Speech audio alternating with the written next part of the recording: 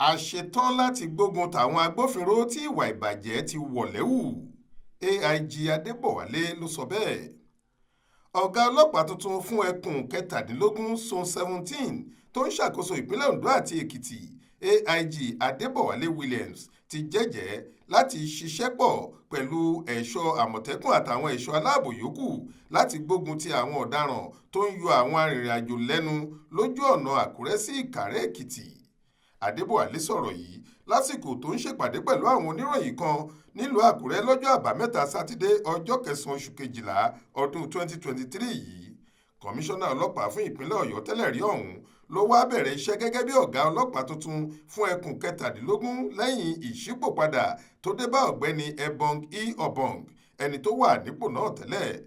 Ó ní àwọn ẹ̀ṣọ́ aláàbò ti gbáradì láti ṣiṣẹ́ wọn bí iṣẹ́ kí wọ́n sì kọjú ìjà sí àwọn ajínigbé àtàwọn adigunjalè tí wọ́n ti sọ ojú ọ̀nà márosẹ̀ náà, pàápàá agbègbè Ìta Ògbólú níjọba ìbílẹ̀ Àríwá Àkúrẹ́ di ibùba wọn.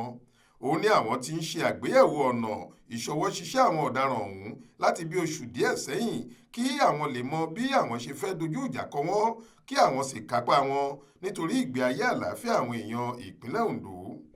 Adebọwale ní bí àwọn bá ṣe ń tiraka láti kọjú ìjà sí àwọn ọ̀daràn làwọn yóò tún máa gbógun ti àwọn ọlọ́pàá oníjẹkújẹ tí ìwà ìbàjẹ́ ti wọ̀ lẹ́wù, nítorí àwọn àgbábọ̀ wọn ní ilé la ti kó ẹ̀ṣọ́ ròde, bẹ́ẹ̀ ni ẹni tí yóò bá dáṣọ fúnni sì rèé tọrùn rẹ̀ là ń kọ́kọ́ wò. Olúṣèyẹ Ìyádé ló ṣàkójọ ìròyìn yìí fún iléeṣẹ́ tẹlifíṣàn Aláròye online.